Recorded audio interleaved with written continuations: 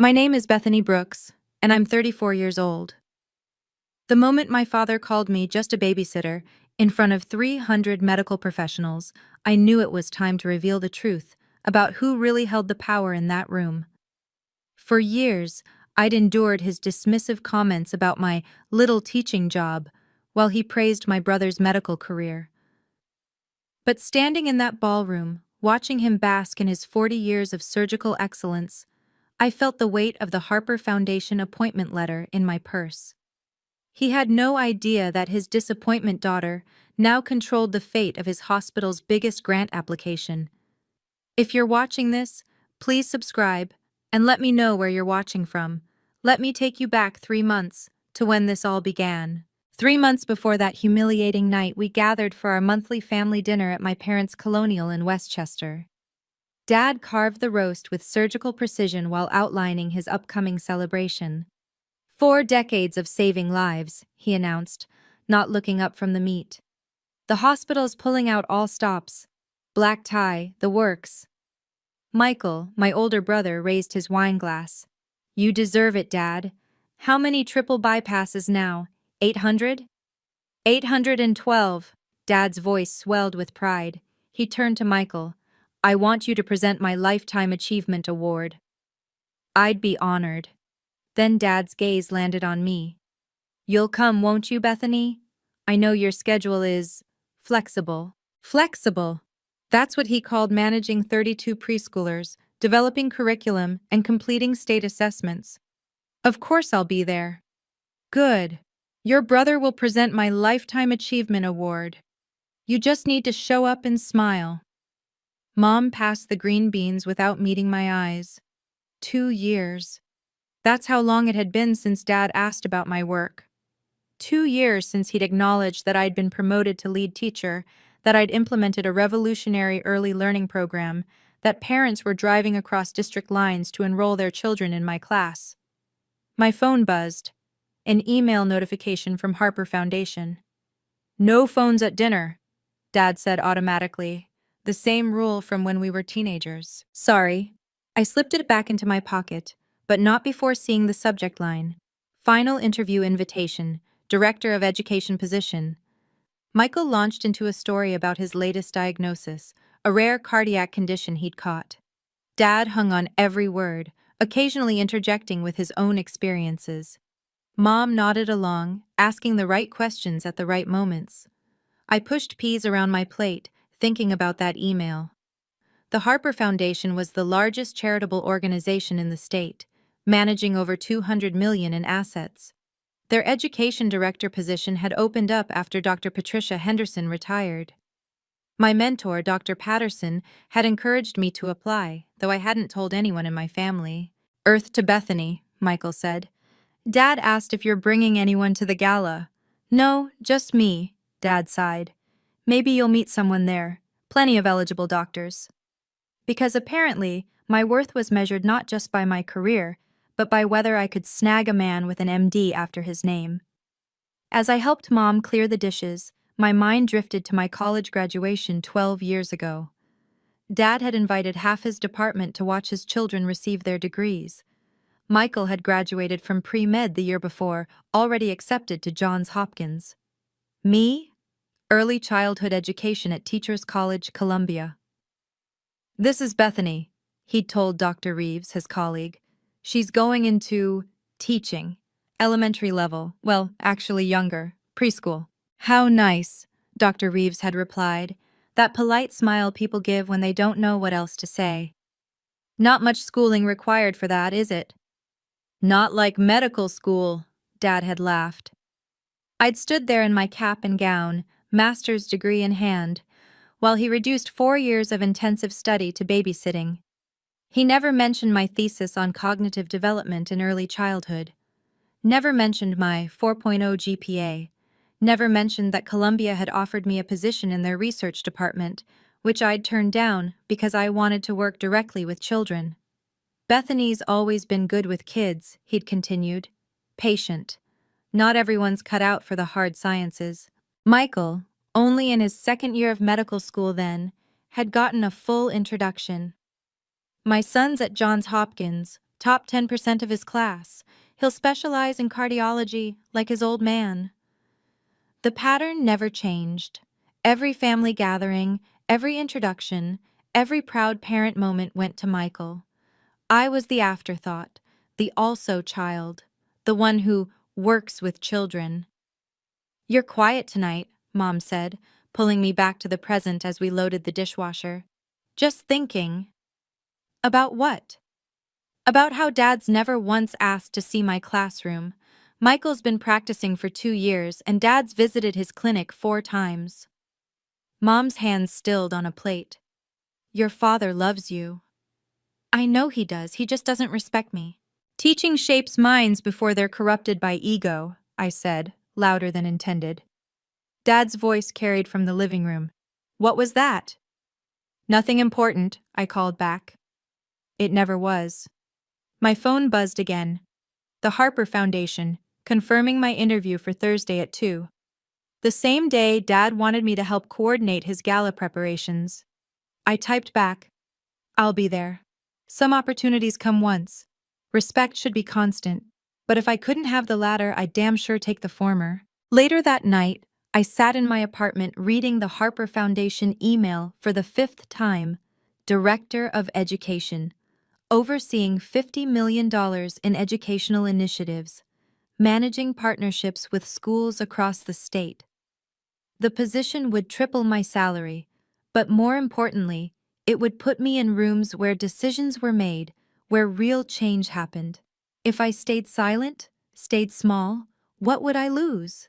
Not just this job, though that alone would be devastating. I'd lose the chance to revolutionize early childhood education across New York. The Foundation's new initiative aimed to bridge the gap between education and healthcare, creating comprehensive programs for at-risk youth. They needed someone who understood both systems, but the personal cost of silence cut deeper. Another year of family dinners where my work went unmentioned. Another year of being introduced as my daughter who works at a preschool, while Michael got my son, the doctor. Another year of swallowing my pride while Dad attributed my career choice to not being cut out for real academics. I pulled up the Foundation's website. Their healthcare grant section showed pending applications. My stomach dropped.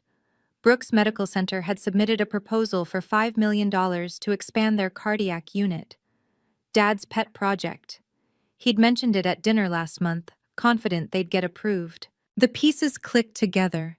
If I got this position, I'd oversee the team evaluating that grant. Dad's hospital would need my approval, or at least my team's, for the biggest expansion in its history. I closed my laptop and walked to my bookshelf, running my fingers across the spines of childhood development texts, neurological studies, educational psychology journals. My master's thesis sat between them, bound in Columbia blue. The Critical Window, Neuroplasticity, and Intervention in Early Childhood Development. Published in 3 journals, cited by 15 other researchers. Dad had never asked to read it. My phone rang. Dr. Patterson, my mentor. "Bethany, I wanted to check in about Thursday. You're still coming?" "I am, though my father expects me to help with his gala preparations that day." "And you're choosing the interview instead?" "Some opportunities come once." "Indeed they do. Margaret Harper specifically asked about you. I may have mentioned your innovative curriculum design and your ability to bridge educational and healthcare initiatives." "Healthcare?" "The Foundation's new direction. They want someone who understands that health and education are inseparable, especially in early childhood. Your work with special needs students, your collaboration with pediatric therapists, it's exactly what they're looking for." After we hung up, I made my decision. I wouldn't tell my family about the interview. Not yet. Let them think I was just the daughter who colored with children. When the truth came out, if it came out, it would be on my terms, in my time. Some opportunities come once. Respect should be constant. But sometimes you have to command it. Are you enjoying this story? If you've ever felt undervalued for your career choices, hit that like button. And if you want to hear more stories about professional women setting boundaries, make sure you're subscribed with notifications on. I know what it's like to have your work dismissed, to be seen as less than, because your passion doesn't fit someone else's definition of success. Now, let's see what happens when Bethany tells her family about that interview. Wednesday evening, I called Dad to tell him I couldn't help with the gala preparations. The conversation went exactly as expected. I have a professional commitment Thursday afternoon. Professional commitment? His tone dripped skepticism. Can't you reschedule? No, I can't. Bethany, this is my 40th anniversary. What's more important than family? It's professional development. A teaching workshop? Really? I gripped the phone tighter. It's an important opportunity. More important than your father's once-in-a-lifetime celebration? Michael's voice came through. He must have been visiting. Come on, Beth. It's just one day. Would you skip rounds for party planning? I shot back. That's different. How? Dad took the phone back. Your brother saves lives. There's no comparison. My work matters. To whom? The words stung exactly as intended. I heard Mom in the background. Don't disappoint your father. I'll be at the gala itself. That should be enough. Dr. Patterson will be there, Dad said, his tone shifting to manipulation. I already told her you'd love to see her again. She's flying in specially. My stomach clenched. Of course he'd invited my mentor, the one person whose opinion of my work mattered. But Patricia Patterson was also the one who'd recommended me to Harper Foundation. She'd understand. I'm sure I'll see her at the gala. She mentioned wanting to discuss some opportunity with you. Thursday afternoon, actually, at the hotel while we're setting up. My blood ran cold. What? Yes, she said she had some meeting downtown but could stop by around 4. I told her you'd be there all day, helping with decorations. The lie was so smooth, so calculated. He was testing me, though he didn't know what stakes he was playing with. Patricia's meeting downtown was my interview. She'd be on the Harper Foundation board panel. I'll see her at the gala, I repeated. This attitude of yours? My attitude? You mean having my own life? I mean being selfish. This family has given you everything. Everything except respect. Silence. Then Dad's voice, colder now. If you can't prioritize family, perhaps you shouldn't come at all. Perhaps I shouldn't. I hung up. My hands shook as I set down the phone. He'd uninvite me completely before admitting that my time, my career, my life had value. The irony was perfect. He'd invited the very person who was about to change my life, thinking she'd guilt me into submission. Thursday would be interesting. While Dad arranged centerpieces and tested microphones, I'd be interviewing for a position that would flip our entire family dynamic. He thought Dr. Patterson would be his ally. He had no idea she was already mine. Thursday morning brought 3 missed calls from Dad and a text from Michael. He's really upset. Just apologize. I called back during my lunch break, knowing I had 2 hours before the interview. I'm not apologizing for having a career. Your career? Dad's voice was sharp. Bethany, let's be honest about what you do. Please, enlighten me. You finger paint. You sing songs. You wipe noses. I shape futures. Michael shapes futures. He saves them. When Michael's patients are children, who do you think taught them to communicate their symptoms? Who taught them the vocabulary to say, "My chest hurts," instead of just crying? Anyone can watch children. Then why is there a 3-year waiting list for my classroom? Silence. He didn't know that. Of course he didn't. Why is Michael's time more valuable than mine? I pressed. He went to medical school. 8 years of training. I have a master's degree from Columbia. In education, it's not the same. You're right. It's not. When Michael loses a patient, one family grieves. When I fail a student, society loses a doctor, a teacher, maybe even someone who could have saved lives. Don't be dramatic. I'm being factual. But you've never asked about my work, so you wouldn't know. I know you make $35,000 a year. There it was, the real measure of worth in his eyes. Money determines value? It determines contribution, Michael's salary reflects his importance to society. So teachers are worthless? Not worthless, just less essential. Less than. I didn't say that. You didn't have to. Mom got on the phone. Bethany, please, just come help for an hour. I have an interview, Mom. An interview? Her surprise was genuine. For what? A position that would triple my salary. Still interested in my career now? Dad grabbed the phone back. What position? Where? Does it matter? According to you, it's just another step up in babysitting. This is exactly your problem. Always defensive, always making everything about you. When has anything in this family been about me? Name one time you've introduced me without apologizing for my career. One time you've asked about my work without dismissing it. Silence. I'll be at your gala, Dad. I'll smile for photos. I'll applaud your achievements. But I'm done pretending that my work doesn't matter. If you don't come help set up, don't bother coming at all. Is that an ultimatum? It's a consequence of your choices. Then I choose my interview. I hung up. An hour later, dressed in my best suit, I walked into the Harper Foundation building. Whatever happened next, I'd chosen myself. Finally. The Harper Foundation occupied the top 4 floors of a Manhattan high-rise. Margaret Harper herself led my interview, flanked by 2 board members and Dr. Patterson, who gave me the slightest nod when I entered. Ms. Brooks, Margaret began, your resume is impressive, but what intrigues me most is your practical experience. Tell me about your integrated learning program. For the next hour, I explained how I'd partnered with pediatric therapists to identify developmental delays early, how I'd created assessment tools that helped parents understand their children's progress in medical terms, how early intervention in my classroom had helped 12 children avoid special education placements later. Fascinating, Margaret said. We're launching a $50 million initiative bridging education and healthcare. We need someone who speaks both languages. Most educators don't understand medical terminology, Dr. Patterson added, and most medical professionals undervalue early childhood development. It's a critical gap, I agreed. When a 4-year-old can't grip a pencil properly, educators see fine motor delay. Doctors might see potential neurological issues. Both are right, but they rarely talk to each other.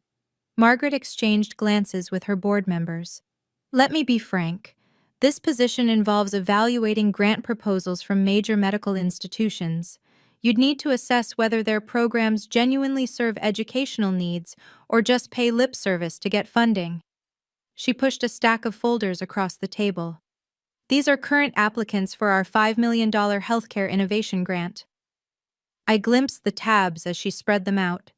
Mount Sinai, Presbyterian, Brooks Medical Center, my father's hospital. We need someone who understands both education and healthcare systems, Margaret continued, not noticing my reaction. Someone who can evaluate whether a cardiac unit expansion actually includes the childhood prevention programs they promise. Most hospitals promise education components they never deliver, I managed. Exactly. We've wasted millions on medical programs that ignore the educational piece. We need someone who won't be intimidated by doctors claiming their work is too complex for educators to understand. Dr. Patterson spoke up. Bethany has unique experience there. Her father is a surgeon. Margaret's eyes lit up. Really? That must give you interesting perspectives on medical culture.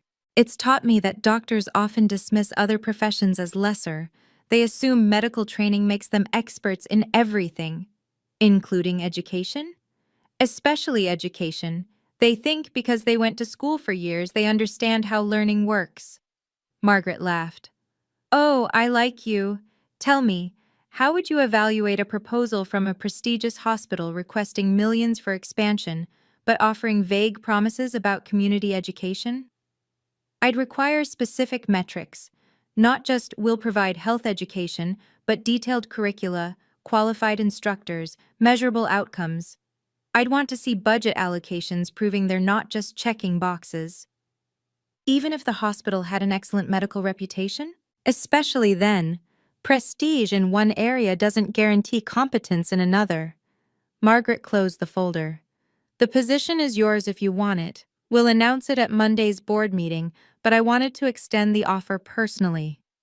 My heart raced. I accept. Wonderful. You'll start in 2 weeks. Oh, and Bethany? That Brooks Medical Center proposal? It's one of our top candidates, but their education component is weak. You'll need to evaluate it objectively. Of course. As I left, Dr. Patterson walked me to the elevator. You know your father's gala is tonight. I know. I'll be there. So will Margaret. She's on the hospital board. The pieces were falling into place. I arrived at the Marriott Grand Ballroom 40 minutes late, my interview having run long. The space glittered with medical elite, 300 doctors, administrators, and donors, celebrating my father's 4 decades of surgical excellence.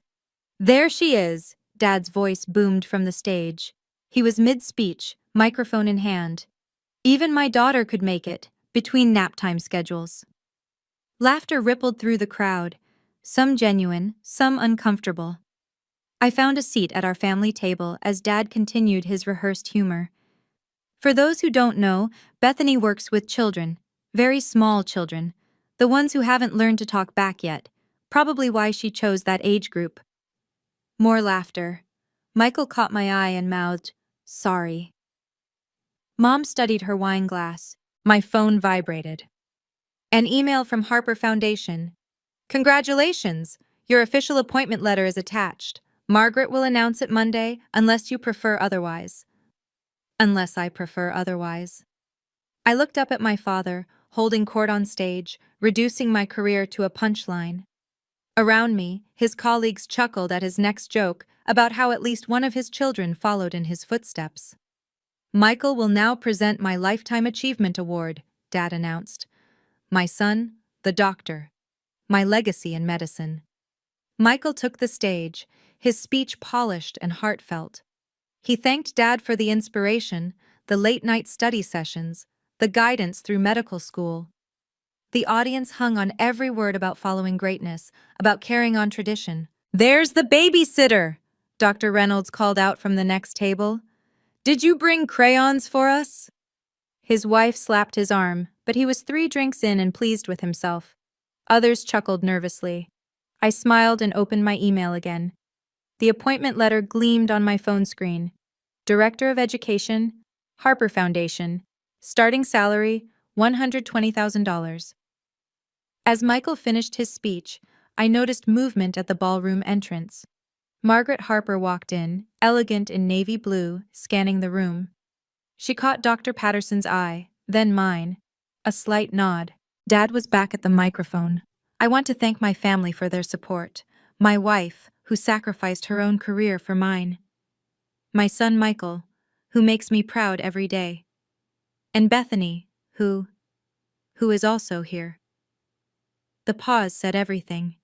He'd literally run out of words for me. Some guests shifted uncomfortably. A few wives shot me sympathetic looks. My son saves lives, Dad continued, finding his rhythm again. My daughter, she's also here. Margaret Harper was walking toward the stage now, her presence commanding attention. She whispered something to the event coordinator, who looked surprised but nodded. Before we move to dinner, the coordinator announced, we have a special guest who'd like to say a few words. Dad looked confused but pleased. Unexpected praise was still praise. He had no idea what was about to happen, neither did I exactly. But I knew Margaret Harper didn't do anything without purpose. Let's bring the whole Brooks family up here, Dad said, riding high on the evening's momentum. Come on up, all of you. We walked to the stage, Mom in her elegant black dress, Michael confident in his tux, me in my interview suit I hadn't had time to change. The lights were bright, 300 faces watching.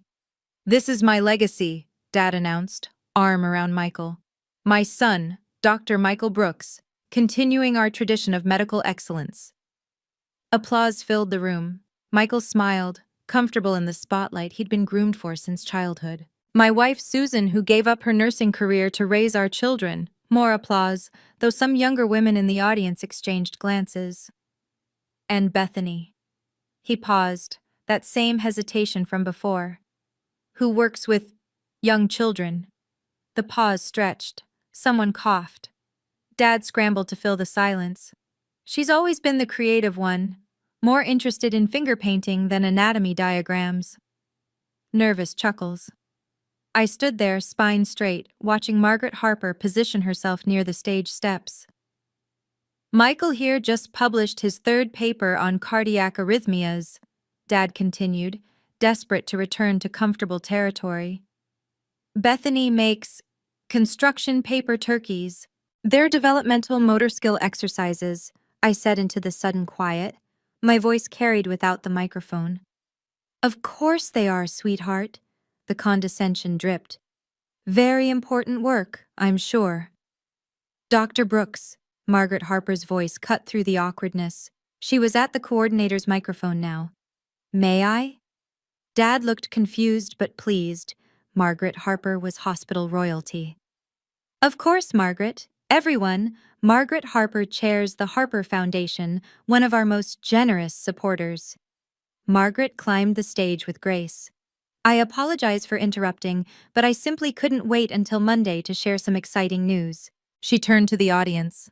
The Harper Foundation is launching a revolutionary $50 million initiative bridging healthcare and education. We've spent months searching for the right director, someone who understands both worlds, who won't be intimidated by medical complexity or educational theory. Dad nodded along, probably thinking she was about to announce funding for his cardiac unit. We needed someone extraordinary, someone with practical experience, academic credentials, and most importantly, the vision to transform how we think about health and education. Margaret turned to our family group on stage. Dad preened, assuming she was building to praise him. Today, we found that person. She looked directly at me. Bethany Brooks will be our new Director of Education, overseeing all educational initiatives and evaluating our healthcare grant proposals. The ballroom went silent. Dad's smile froze. Michael's mouth opened slightly. Mom gripped her clutch. Including, Margaret continued, her voice carrying clearly, the $5 million grant proposal from Brooks Medical Center. Gasps rippled through the crowd. Everyone understood the implication. The disappointment daughter would now evaluate the father's funding request. Dad's face cycled through emotions. Confusion, disbelief, and finally, a dawning horror as he realized what this meant for his carefully constructed hierarchy. Can you feel that shift coming? If you're still watching, you're about to witness one of the most satisfying professional revelations I've ever experienced. But first, tell me in the comments, have you ever been publicly dismissed by family? How did you handle it? And remember, subscribe if you want more stories about women claiming their power. The next few minutes changed everything about my family dynamic. Let's return to that stage, where 300 people were about to see the real power structure. Margaret wasn't finished. She held up an official document, the Harper Foundation seal visible even from the back of the room. This appointment was unanimous, she continued. Bethany's innovative work in early childhood development, her published research on neuroplasticity, and her practical experience bridging educational and medical interventions made her the clear choice. Dr. Patterson joined Margaret on stage. I've had the privilege of mentoring Bethany since her Columbia days. Her thesis on critical windows in childhood development has been cited by 15 researchers nationwide. Dad found his voice. Her thesis? Published in 3 journals, Dr. Patterson confirmed. You must be so proud, Robert. The irony in her tone was subtle but present. Around the room, people were recalculating. The babysitter had publications. The finger painter would control millions in funding. Ms. Brooks, Margaret turned to me. Would you like to say a few words? She handed me the microphone. 300 faces waited. My father stood frozen beside me, his Lifetime Achievement Award suddenly seeming smaller. Thank you, Margaret, I began, my voice steady. I'm honored by this opportunity to bridge two fields I'm passionate about. I looked at the audience, Dad's colleagues, his peers, the people who'd chuckled at his jokes about my little job. The Harper Foundation understands something crucial: health begins in the classroom. The vocabulary a 4-year-old learns determines how they'll describe symptoms at 14. The fine motor skills developed through art projects become the steady hands of future surgeons. I glanced at Michael. Every doctor in this room benefited from early childhood education. Someone taught you to hold a pencil before you held a scalpel. Someone taught you to recognize patterns before you diagnosed diseases. The room was silent, attentive. In my new role, I'll ensure that medical institutions requesting educational funding actually deliver on their promises. Too often, hospitals treat education as an afterthought, a box to check for grant applications. Several administrators shifted uncomfortably. They knew exactly what I meant. She'll also evaluate our healthcare grant proposals, Margaret added, looking directly at Dad, including the $5 million request from Brooks Medical Center for the new cardiac wing. The murmur that went through the crowd was electric. Everyone understood. The daughter he'd just mocked would decide his legacy project's fate. But I'm sure there's no conflict of interest, Margaret continued smoothly. Bethany has already assured us she'll recuse herself from direct evaluation of family-affiliated proposals. Her team will handle those objectively. Dad tried to recover. I'm so proud of my daughter. The words sounded hollow after 20 minutes of public dismissal. This is quite a surprise, he managed. The appointment was finalized this afternoon, Margaret said. Though I understand Bethany had a scheduling conflict with your gala preparations. Good thing she chose the interview. The pointed comment landed. Dad's face reddened as people realized he'd tried to prevent me from attending the interview that just changed my life. Margaret continued her revelation with surgical precision. The Foundation's new initiative requires someone who won't be intimidated by medical jargon or institutional prestige. Bethany demonstrated exactly that quality during her interview today. She turned to the audience. When asked how she'd evaluate a prestigious hospital's proposal with weak educational components, she said, and I quote, "Prestige in one area doesn't guarantee competence in another." Nervous laughter rippled through the crowd. Every doctor there knew their proposals would now face scrutiny from someone they'd dismissed as just a teacher. The Brooks Medical Center proposal, Margaret continued, requests $5 million for cardiac unit expansion with promises of community health education. That educational component will now need to meet Bethany's standards. Dr. Reynolds, who'd made the crayon joke, was doing mental math. His department was part of that proposal. Bethany's team will evaluate whether hospitals actually deliver educational outcomes or merely pay lip service for funding, Margaret explained. No more vague promises. She'll require detailed curricula, qualified instructors, and measurable results. Michael finally spoke up. Beth, this is incredible. Congratulations. His sincerity seemed genuine, cutting through Dad's frozen silence. We should celebrate, Mom said, finding her voice. This is wonderful news. But Dad couldn't let it go. You kept this from us? You never asked about my work, Dad. I would have what? Taken it seriously? You've had 34 years. Margaret intervened smoothly. Dr. Brooks, you should be proud. Not many children of prominent physicians forge their own paths so successfully. The subtext was clear. She succeeded despite you, not because of you. Several doctors approached me with sudden interest. Dr. Martinez from Pediatrics. We should discuss our early intervention program. Dr. Liu from Neurology. Your thesis sounds fascinating. Could I read it? The same people who'd ignored me at every hospital function now saw me as someone worth knowing. Bethany's expertise in early childhood development is exactly what healthcare needs, Margaret announced. Too many medical professionals undervalue educational interventions. That changes now. She handed me the appointment letter. Your first board meeting is Monday. We'll discuss the pending proposals, including Brooks Medical. Dad finally attempted damage control. We're all very proud. My daughter, the education director. But it was too late. Everyone had witnessed the transformation, from finger painter to power broker in 10 minutes. I should mention, Margaret added, Bethany's starting salary is $120,000.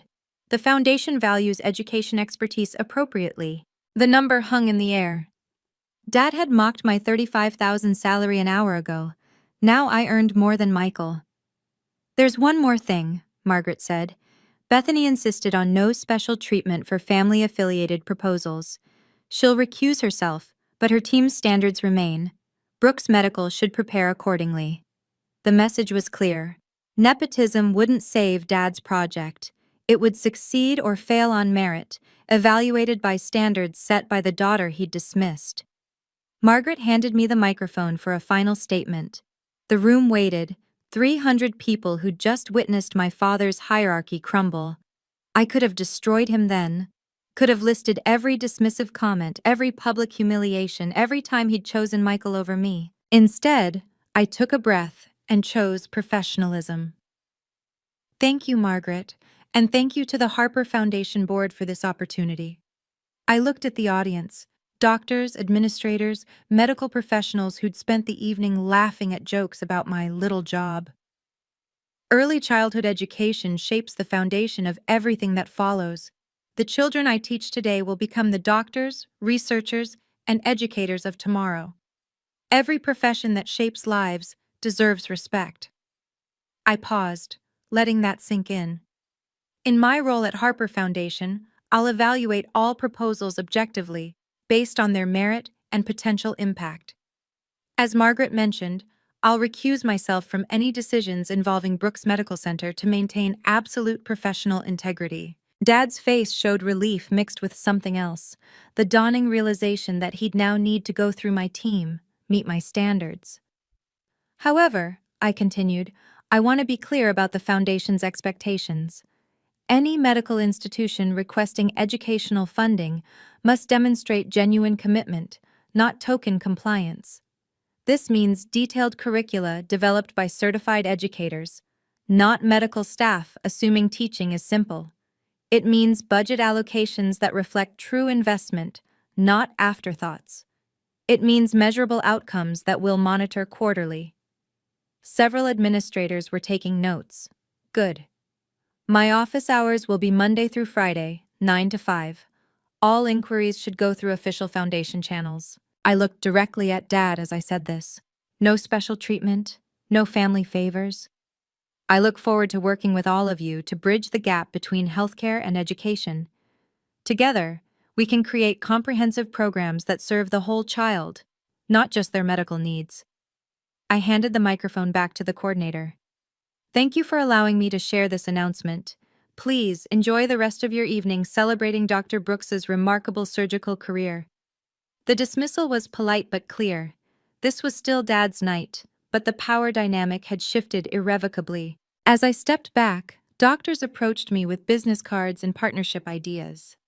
Dr. Kim from psychiatry wanted to discuss early intervention for childhood anxiety. Dr. Foster from orthopedics had ideas about motor skill development programs. They spoke to me as a colleague, an equal, someone whose approval they needed. Dad stood beside his Lifetime Achievement Award, watching his colleagues court the daughter he'd publicly dismissed 20 minutes earlier. Michael joined me, sincere in his congratulations. Beth, this is huge. Why didn't you tell us? Would anyone have listened? He had no answer for that. Mom hugged me, tears in her eyes. I always knew you were special. You never said it. I should have. I'm sorry. Dad finally approached, his voice strained. We should talk. We should, during business hours, about your proposal. Bethany. It needs work, Dad. The educational component is weak. Your team promises community health education but provides no specifics, no curriculum, no qualified educators, no measurable outcomes. You've read it? Of course, it's my job now. The reality hit him then. His daughter, The one he'd called a babysitter an hour ago had already professionally evaluated his life's work and found it lacking. My office can provide guidance on strengthening the educational components, I offered. Standard consultation is available to all applicants. I was offering him what I'd never received: professional respect, even if it wasn't personal warmth. The boundaries were clear. This was business now. The reception after the announcement was a study in shifted dynamics. I stood near the bar, surrounded by doctors who'd ignored me for years, now eager to discuss partnerships. Dad held court across the room, accepting congratulations that felt hollow now.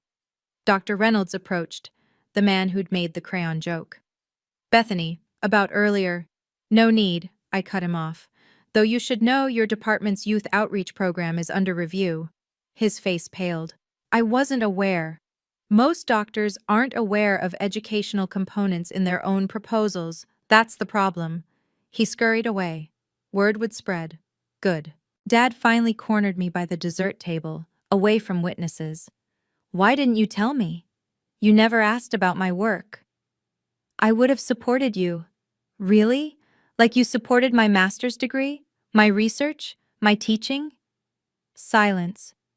"You know what hurts most, Dad? You invited Dr. Patterson tonight thinking she'd shame me into helping with decorations. She was on my interview panel." His face flushed. "I didn't know." "Because you never asked. You assumed my mentor would side with you, that she saw me the same way you did. Instead, she recommended me for a position that oversees your funding." Michael joined us. "Dad, let it go. Beth earned this." "I know that," Dad snapped, then caught himself. "I mean, of course she did. Your proposal needs work," I told him directly. "The educational section is 2 paragraphs of buzzwords." Margaret wasn't joking. "It won't pass as is." "You'd tank your father's project?" "I'd apply the same standards to everyone. That's the job." This is revenge. This is professionalism, something you should recognize. Mom appeared with Margaret Harper. "There you are. Margaret was just telling me about Bethany's interview. Apparently, she was extraordinary." "The best candidate we've seen in years," Margaret confirmed. "Her understanding of both educational and medical systems is unique. Must come from growing up in a medical household." The irony wasn't lost on anyone. "Dr. Brooks," Margaret continued, "your hospital's proposal has potential, but the educational component needs substantial development. I'd encourage you to consult with Bethany's team." "I'll consider that." "I'd do more than consider. The board meets in 6 weeks to review all proposals. Without a stronger educational framework, Brooks Medical won't make the cut." She said it pleasantly, but the message was clear. Your daughter now holds your legacy in her hands. After Margaret left, Dad stood there processing this new reality. His colleagues kept approaching me, not him. His funding depended on standards I would set. His professional world now revolved around the daughter he'd dismissed. "I need time to think," he said finally. "Take all the time you need. My office opens Monday." The formality stung him, I could see it. But these were the boundaries now. Professional respect without personal warmth. Exactly what he'd taught me my whole life, just reversed. 3 weeks later, my assistant knocked on my office door at Harper Foundation. "Ms. Brooks? Dr. Robert Brooks is on line 2. He says it's about the proposal." This was his 4th call this week. "Transfer him." "Bethany," Dad's voice was different now, careful. "I wanted to discuss our educational framework revision.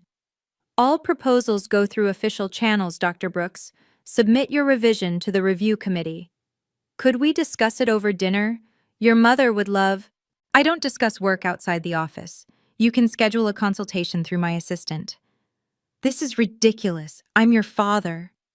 "Which is why everything must go through proper channels. No special treatment, remember?" He sighed. "The team doesn't understand what you're asking for." "They don't understand basic educational methodology? That's concerning for a teaching hospital." Silence. Then, "Could you recommend an educational consultant?" My assistant has a list of approved consultants. Standard rates apply. After I hung up, Michael texted, Dad's driving everyone crazy about the proposal. He's hired 2 education PhDs. Good. He should have had them from the start. He keeps asking Mom to invite you to dinner. I'll come to dinner when he can introduce me without apologizing for my career. That evening, Mom called. Your father's been reading your thesis. Only took him 12 years. He's trying, Bethany. He's trying because he needs my approval for $5 million. That's unfair. Is it? He discovered respect for education the moment it affected his funding. That's not growth, Mom. It's pragmatism. What do you want from him? Nothing. I wanted a father who valued my choices. That ship sailed. Now I want professional courtesy, which I'm getting. A month later, Brooks Medical submitted their revised proposal. It was excellent. Detailed curriculum, certified educators, measurable outcomes, appropriate funding allocation, everything I'd required.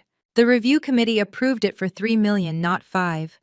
The reduction wasn't my decision, I'd recused myself. But my team applied the standards I'd set. They funded only what had clear educational impact. Dad called immediately. $3 million? The committee's decision was final. But you could... I recused myself, as promised. This is about punishment. This is about standards. Your proposal was approved, just not at the full amount.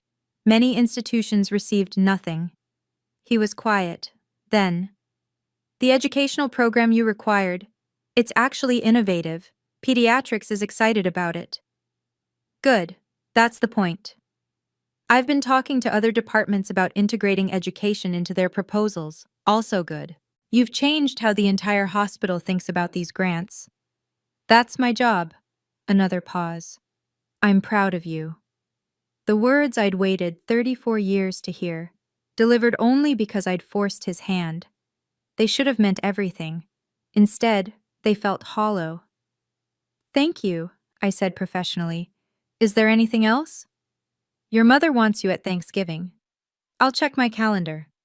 The power had shifted completely. He needed my approval, sought my expertise, called me with questions, but it wasn't the relationship I'd wanted. It was the one he'd created. Professional distance, achievement-based respect, emotional boundaries.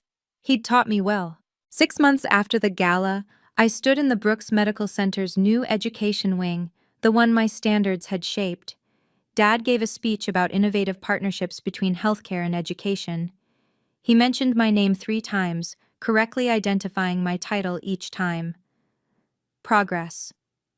Michael pulled me aside during the reception. He's changed. Has he? He funded 10 scholarships for early childhood educators. Name them after you. Name them after my title. The Bethany Brooks Education Excellence Scholarships. Still, it's something. And it was. Dad now championed early childhood development at medical conferences. He quoted my research. He introduced me as my daughter, the education director at Harper Foundation, without a trace of condescension. But we both knew why. At family dinners, he asked about my work. Real questions, not performative ones. He'd read articles I'd recommended. He understood finally that teaching required expertise. Yet the warmth I'd craved as a child never came. We had professional respect built on necessity, not the unconditional pride I'd seen him give Michael. I've been thinking, Dad said one evening, after discussing his latest educational initiative. I was wrong about your career. I know. I should have seen your value earlier. Yes. Can you forgive me? I looked at him, this man who'd needed to see my power before seeing my worth. Who'd discovered respect for education only when it affected his legacy. Who'd learned to value teaching because he had no choice. I love you, Dad. I'll always love you. But forgiveness? That's earned through understanding, not necessity. I understand now. You understand that education affects your funding. That's not the same as understanding why teaching matters. He nodded slowly. How do I learn the difference? Volunteer in a preschool.